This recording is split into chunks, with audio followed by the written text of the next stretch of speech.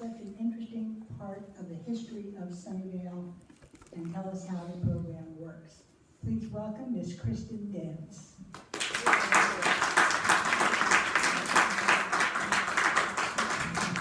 Well, first of all, we'd like to say thank you for having us and coming to listen to us talk about public art, because we really like to do that.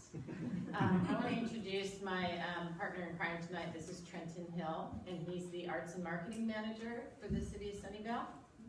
Been with us almost 2 years now. So he's learning a lot about public art, which has been super fun. So take it away, Trenton. Awesome. So thank you again, guys, for having us. I do know a few of you. I've had the pleasure of working with some of you guys in various capacities. But thanks again for coming. So we're going to try and make this as fun and interactive as possible, noting that we want to get some history across. We want to teach you guys some things about the history of Sunnyvale through art and public art. We also want to quiz you a little bit, and we have fun little prizes to pass out. So if you're feeling low on energy, there might be something with sugar in it that we hand to you if you get a question correct. And it's stuff that if you've ever driven through Sunnyvale or been here, you should be able to answer these questions. So, so do your best. But if you're feeling a little sugary, we might be able to help you out if you needed one anyways. But yeah. So just a little bit more about me. Like Kristin said, I've been here for almost a couple of years. Previous to that, I'd worked for the YMCA for about 15 years, kind of had anything to do with youth programming. And so what attracted me to this position was also continuing that track here in a different capacity through arts programming. But also, I was born and raised in Sunnyvale, and so I've been around here for a long time as well. So I've seen the city change from a different perspective, but it's fun to see it go full circle and work as an employee as well. But so one of the things I said I kind of worked in youth programming in the past was, what I hadn't done in the past was work with public art, at least in the managing and supervision of public art. So one of the things, just like we're kind of sharing with you, I was learning as well. So we have 3 different areas. 2 of them are pretty linked, but we have 2 ways of acquiring public art. So the first one would be the art and private development program. And so this one specifically, this would be where a company, comes and levels a lot, and they're going to build a brand new commercial property is generally what they are, and they've got a requirement there too. And Kristin will go into more of the greater details. The next slide. So the other things we want to share with you too is the Art and Public Places program. So this is 1% of all of the city capital projects. That's where those funds come from. So basically, there's 2 ways. There's the private development portion, and there's the public funds portion. So basically, where's the source of the money? That's where we decide which program is being utilized. Then lastly, all of those help contribute, well, not all of them. The public ones contribute to our permanent art collection, which has mainly been through public pieces, but also some acquired pieces that Kristin will share as well. We've got these 3 main programs here today. So Kristin's going to go in greater detail, but before we do that, quiz number 1, it's kind of like the tester. It's the easiest one, I hope. Where have you guys seen that piece before? So that's really. Does anybody know what it's called? Oh, you get a prize if you can figure that one out. It is called Murphy Street Scene. And it is by an artist named John Battenberg. It was installed back in 1988. Raise your hand if you remember where it was originally installed. There you go, right there. There you go, John. Corner of Murphy and Washington. Yes. Where? The corner of Murphy. What was that? I took photos of it. Oh, perfect. Yeah. So the sculpture was moved about 15 years ago as we were preparing for downtown to get going, and the fact that they were going to extend Murphy right down in front of the Macy's, which meant that the sculpture was going to be right in the way. So we moved it over here, and then downtown didn't quite go the way we thought it was going to go. So, but it was relocated over here because of the orchard, because the original context of this piece was that you would look through the cutouts and see the mountains behind it. That was the artist's vision originally. So. Sorry, I'm in the dark here.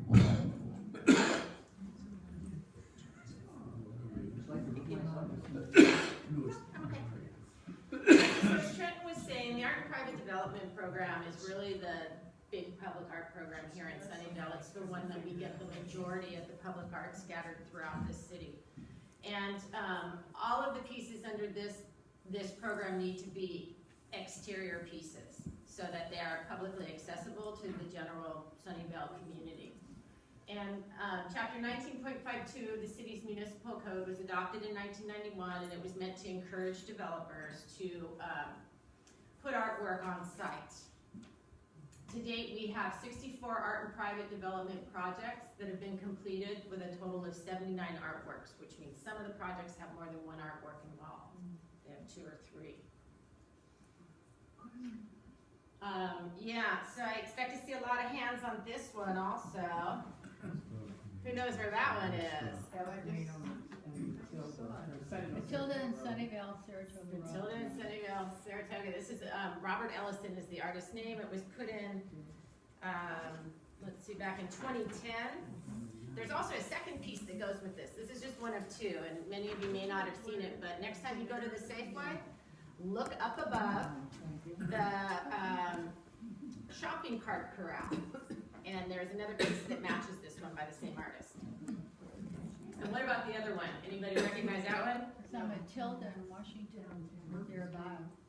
Close to that, it's actually on Aries Way. I think it's Aries and Altair, I believe, down there. Yeah.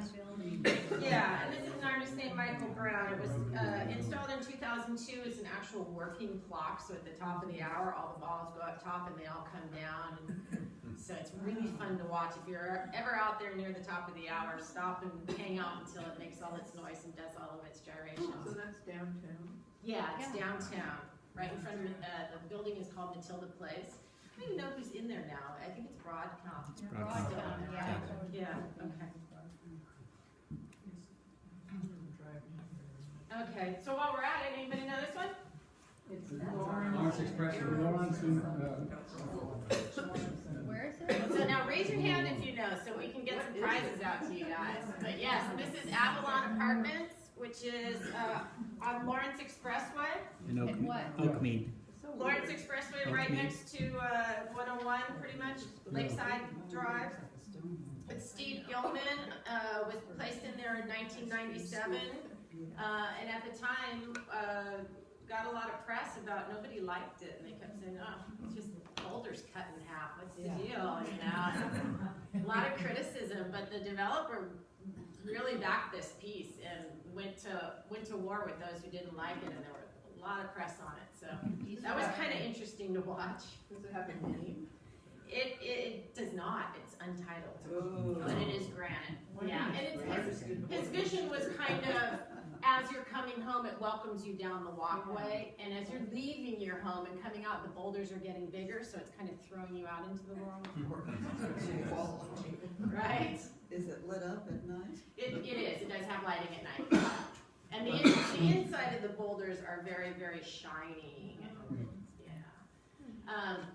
So not all projects are required to do artwork that you see going in around the city.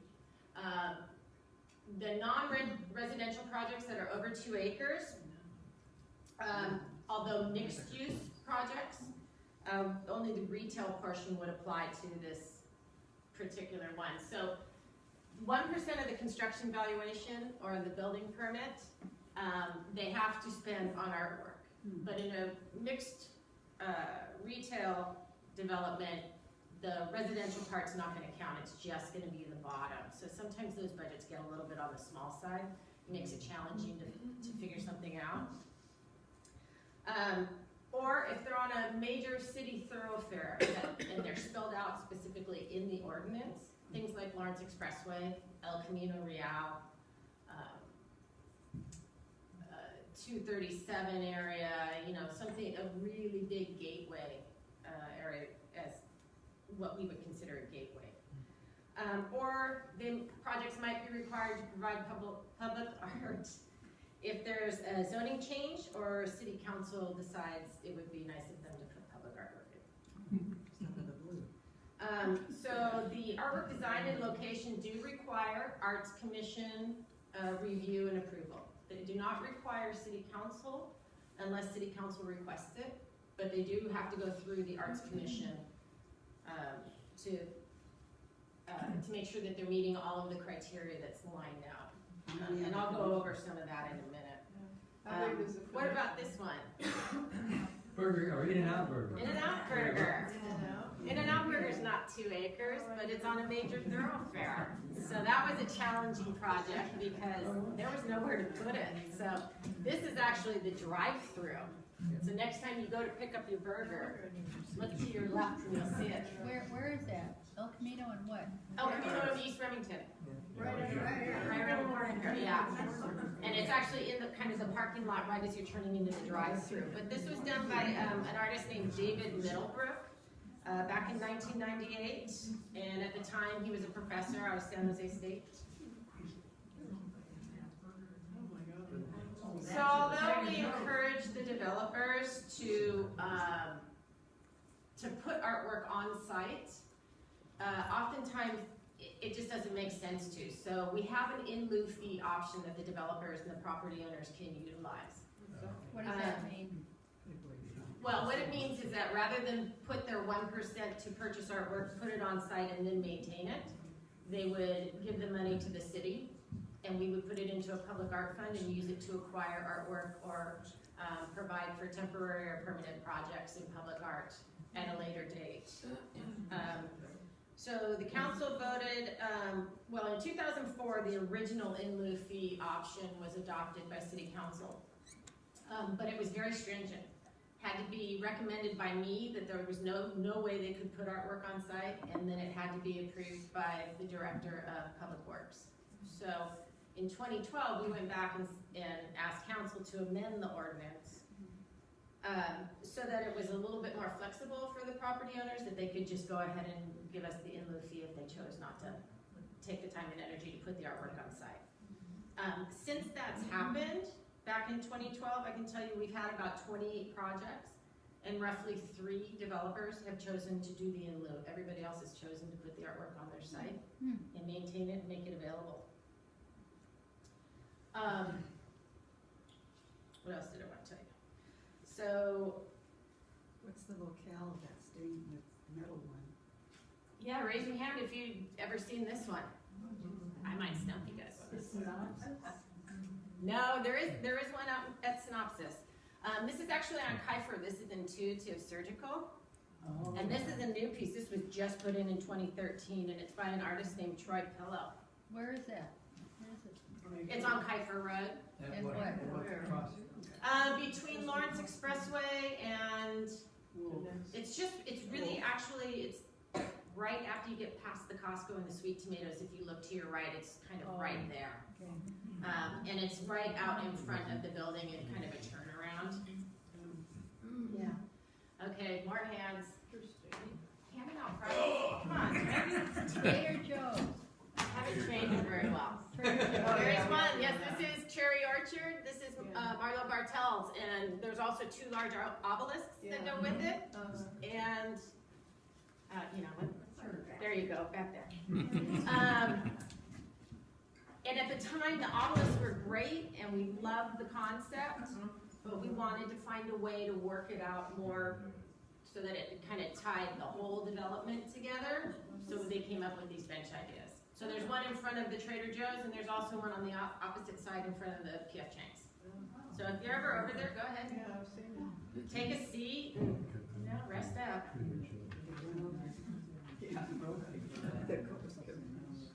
Okay, so as I mentioned before, whoops. There's more. Oh, there's back. something. There's more. It's more quiz time. Yeah, that's not supposed to be there. Okay. So as I mentioned, it does have to go through Arts Commission review, mainly because they're going to look at what's in the ordinance and does it meet what's in the ordinance so that they can place it on site. And that would be things like location and public accessibility. Is it like in a corridor in the middle that's in a gated, piece of property? That's not going to work. Or the scale of the piece. Is it 4 foot tall for a 10-foot building? Probably not going to make it. Appropriateness, the construction materials to make sure it's going to withstand the elements and be durable. They're going to look at the artist qualifications and make sure that what the artist is saying they can do, they can do. And then the absence of offensive expressions of profanity or corporate logos, make sure they're not just doing a replication of their corporate logo. And then we look at safety. You know, are we putting something into the community that's going to be a hazard to the general population? Other than that, we really don't get involved too much in personal aesthetic and artistic preference. We try to leave as much of that up to the developer as possible so that they have the freedom to put in something that really talks about who they are. Okay, quiz time. Ready? This is another one that might stump. Raise your hand if you know where this one is.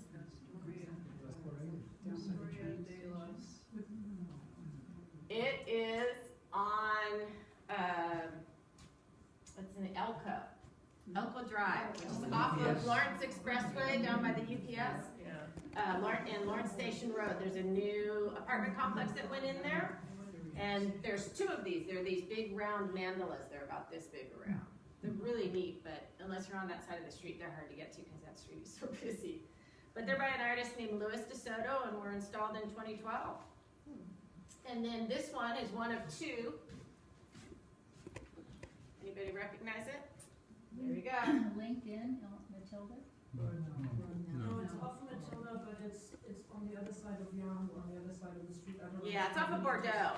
On the right, yeah, Bordeaux. Bordeaux, opposite of Yahoo. To the light rail. Yeah, and there's two pieces. This is the smaller of the two. The other one is a lot bigger. Back in 2008. What's the name of that one? This one's called Come On, and then the bigger one is called Wiggle Room.